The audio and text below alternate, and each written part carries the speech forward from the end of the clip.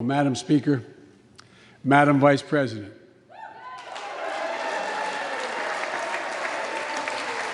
no president has ever said those words from this podium. No president has ever said those words, and it's about time. I stand here tonight, one day shy of the 100th day of my administration.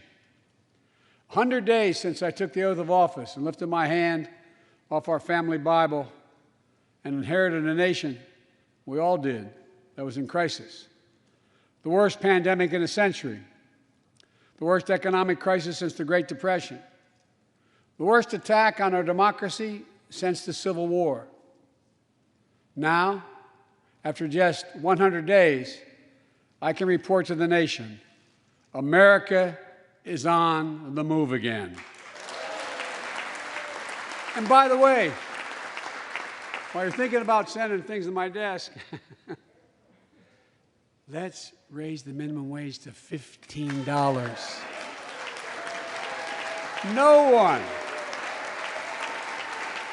one working 40 hours a week, no one working 40 hours a week should live below the poverty line. We need to ensure greater equity and opportunity for women. And while we're doing this, let's get the Paycheck Fairness Act to my desk as well, equal pay. It's been much too long. And if you wonder whether it's too long, look behind me. We have to come together to heal the soul of this nation. It was nearly a year ago before her father's funeral when I spoke with Gianna Floyd, George Floyd's young daughter. She's a little tyke, so I was kneeling down to talk to her so I could look her in the eye. She looked at me, she said, "My daddy changed the world." Well, after the conviction of George Floyd's murderer, we can see how right she was if we have the courage to act as a Congress. We've all seen the knee of injustice on the neck of Black Americans. Now's our opportunity to make some real progress.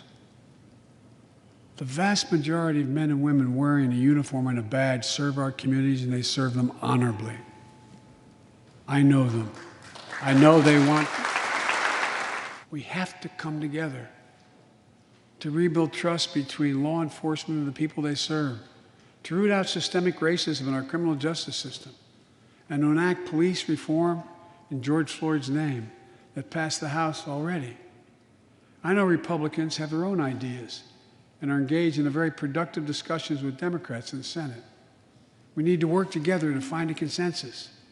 But let's get it done next month, by the first anniversary of George Floyd's death. We've stared into the abyss of insurrection and autocracy, pandemic and pain, and we, the people, did not flinch. The very moment our adversaries were certain we'd pull apart and fail, we came together, we united. With light and hope, we summoned a new strength, new resolve to position us to win the competition of the 21st century. On our way to a union more perfect, more prosperous, and more just, as one people, one nation, and one America. Folks, as I told every world leader I've ever met with over the years, it's never, ever, ever been a good bet to bet against America, and it still isn't. We're the United States of America. There's not a single thing, nothing beyond our capacity. We can do whatever we set our minds to if we do it together. So let's begin to get together. God bless you all, and may God protect our troops. Thank you for your patience.